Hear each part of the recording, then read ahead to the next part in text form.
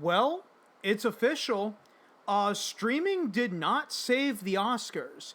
Actually, these final numbers came out a couple days ago, but I've been having internet issues the last couple of days, so I've waited until now to actually record this because now my internet's a lot more stable than it was, for the last couple days. But anyway, from the Hollywood Reporter, TV ratings updated Oscars numbers show 5-year highs. The awards also posted gains in some younger demographics. Now, if you just focus on the headline, this is the positive spin of it. Is that the Oscars numbers were the highest in 5 years, but they're only comparing it back to 2020. They're not going back any further than that period in time, and that's the issue if you just blindly read the headline and nothing else. Here's a plot twist. I'm going into the article. Here's a plot twist. After initial numbers show the 2025 edition of the Oscars running behind last year's TV audience, final figures have moved the show ahead of the 2024 telecast and to a 5-year high in several measures. Sunday's telecast, hosted by Conan O'Brien, averaged 19.69 million viewers on ABC and Hulu. This is a combination of live TV and streaming, according to Nielsen's final same-day ratings, which include the streaming audience on Hulu. The show marked the first time the Academy Awards were live streamed, though Hulu suffered a number of technical glitches during the evening, including cutting off the final 2 awards of the night for some users. But still, okay. So you did get a slight bump in ratings, but you're not anywhere near the same level that you were even 10 years ago. Because there's an article over here written by David Poland over on the Hot Button. It's a Substack article. And he makes note, if I scroll down here real quick, here we go, here's the paragraph. The Oscars are not the only award show crap in the bed in terms of viewership. The Emmys haven't seen 10 million viewers since 2017. The Grammys, the number 2 to the Oscars, hasn't seen 20 million viewers since, again, 2017. The Golden Globes, whether a scummy nonprofit or a scummier for-profit, also last saw 20 million viewers in 2017. And the Oscars last saw 20 million viewers in 2020, 30 million viewers in 2019, and 40 million viewers in 2014. See, this is why I also highlight you got to be careful if you're just blindly reading into headlines, okay? Because they're not wrong about the sense that, in the sense that, that the Oscars ratings do show 5-year highs, but they're only comparing it to 2020. If you compare it to 2019, the ratings are still going down. You still lost about 10 million from 2019 to 2025. But anyway, here we go. The final figure is a sizable adjustment up from the initially reported 18.07 million viewers, and it's attributable largely to viewing on digital devices, i.e. mobile phones and tablets, that isn't captured in Nielsen's fast national reporting. The 19.69 million viewers is about 200,000 more than the 19.49 million for the 2024 Oscars, and is the largest audience in 5 years. The 2020 Oscars, the final awards of the pre-pandemic era, drew 23.64 million viewers. Sunday's telecast also posted gains among adults 18 to 45 and adults 18 to 34, blah, blah, blah, blah, blah. We don't really need to go into this, but still. Why did streaming not really save the Oscars? I think it's for one reason and one reason only, and that's because the Oscars are still the Oscars.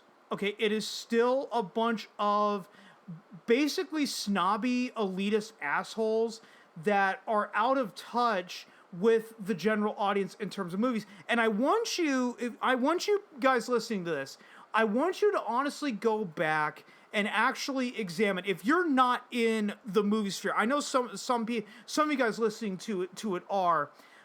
So the people in the movie sphere, this is not for you, this is for the general audience. How many movies that were nominated for any Academy Awards, it doesn't have to be Best Picture. How many movies got nominated that you had never heard of? Had you ever heard of Anora before it was nominated for so many Oscars? Had you heard of The Brutalist before it was nominated for Best Picture? Had you heard of Nickel Boys before it was nominated for Best Picture? Now, sure, there's always one or two movies that you have heard of. Like, I think most people have heard of Conclave, most people have heard of Wicked, most people have heard of Dune Part 2. Most people have heard of Amelia Perez, and I think most people have only heard of Amelia Perez because of the Twitter controversy. It has nothing to do with the movie. But again, it's not just this most recent. It's not this most recent Oscars. Go back to any Oscars of the past. I remember watching the 2016 Oscars. That was the Oscars So White edition, as I like to call it. And prior to watching the 2016 Oscars, I had never heard of The Danish Girl. Yet that movie was nominated for quite a few awards, and I'm sitting there and I'm watching it, scratching my head going, what the hell is The Danish Girl? And not so much who was Eddie Redmayne, because I think he was in the movie Bridge of Spies. But still, exactly, is go back to the last time that the Oscars were even relevant. Like, again, I argue most people had never heard of Moonlight before it was even nominated for Best Picture, and nowadays, people only know Moonlight because of the flubber when Warren Beatty and Faye Dunaway read the wrong card and said that La La Land won Best Picture, but no, actually, reverse Uno card, it was Moonlight that won Best Picture.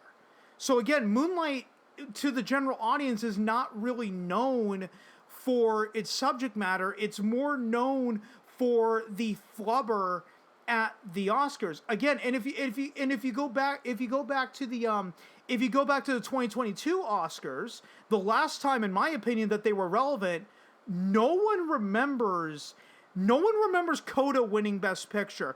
No one remembers Questlove winning Best Documentary Feature. You know what everybody remembers from the 2022 Oscars? What they remember is Will Smith bitch slapping Chris Rock. That's it. They don't remember anything else from the 2022 Oscars. But still, and I'll go back to the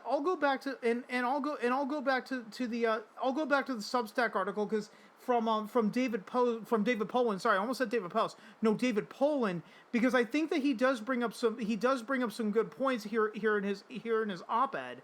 Sorry, not op-ed. It's an editorial. Editorials are opinion pieces. Here we go. The media keeps obsessing on the trees of each season, but it is wrong in almost every way. That said, in spite of being led by some of the smartest, most clever film industry professionals alive today, the Academy also loses perspective, trying the same things over and over and expecting different results. Insanity, but more important, failure. In the 8 years since 2017, the last sign of robust health for these award shows, cable subscription in America had gone from 96.3 million to 68.7 million. That's a 30% drop, steep. But the viewership for Oscar, for instance, has dropped 40%, even using what I believe to be inflated figures for Sunday Night Show. Grammys are off 41%. Emmys, based on this last oddly timed show, are off by more than half. So trying to blame cord cutting is to offer one factor, but not a significant enough one to be the primary narrative. I hate a lot of the suggestions the wannabe know-it-alls offer about how to quote-unquote fix Oscar, but this is what we know. They put on a very similar show every year, more than 7 weeks after the end of the year in film they are allegedly celebrating, following 3 other televised and minimally watched outside of the industry movie award shows. And they focus on a comedic host, music performances, and very rarely the movies that are nominated, unless it is one of the highest grossers, because they imagine that this will somehow boost ratings. The same formula over and over. And while we can try to figure out what the hell went so wrong in the last 5 years, the same results at the 5-year mark, and really the 10-year mark, and then the 15-year mark. We live in a 24/7, 365 world now, for better or worse. It isn't going away. But I have to say, the Academy Board of Governors, they are much more likely to be praying that Netflix or Apple will come along and pay them to keep doing the Oscar show exactly as they have done it for decades. Less concerned about ratings and earning back the money than owning the number one non-sports television event of each year. Don't innovate, replicate. I actually believe strongly that the aloof nature of Oscar is an important part of the brand, so I'm not looking to turn it into a game show or something wildly different. The differences I would suggest are about how Oscar is presented to the public. Change requires change, and that is the biggest issue with the Oscars. It is the same fucking show over and over and over and over again. And not only is it the same show, they push the same type of movie over and over and over and over again. I go back to, when was the last time that you had heard of any of these movies that are nominated before they were nominated for any of the before they were nominated for any Academy Awards? The Hurt Locker still holds the record for the lowest grossing Best Picture winner, and that is even adjusted for inflation.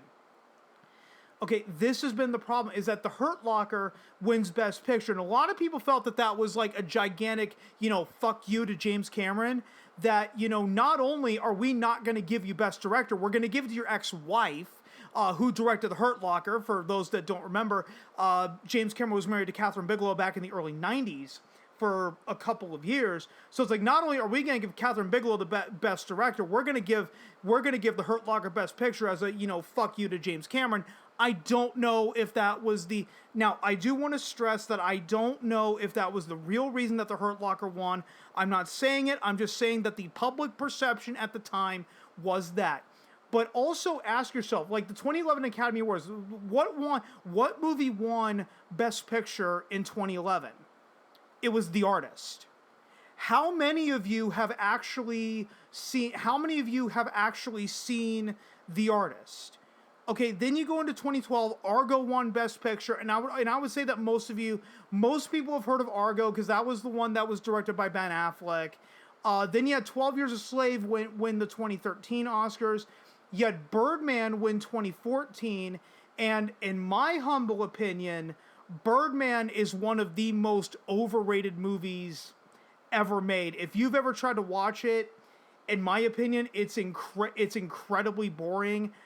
I don't know how it won Best Picture, other than maybe because the entire movie looked like it was filmed in one shot. That pretty much was it. It basically just felt like a gimmick. But anyway, going back to it, and I know I've dragged this video out longer than it needs to be, so I'm going to go ahead and I'm going to end it here. Is that the biggest issue with the Oscars is that I agree with David Poland here, is that they keep doing the same shows. They keep making the same show over and over and over and over again, and they keep pushing the same type of movie over and over and over again, and it just makes them look incredibly out of touch with the average viewer. And so the average viewers are saying, you know what? That's it. Screw this. We're done. And now you have the Oscars throwing their hands up, and it's like, oh, but we finally embraced streaming for the newest ceremony, but the ratings didn't go up. Oh, woe is me. What do we do? As David Poland put it, as David Poland put it, I'm going to end it with this. Change actually requires change.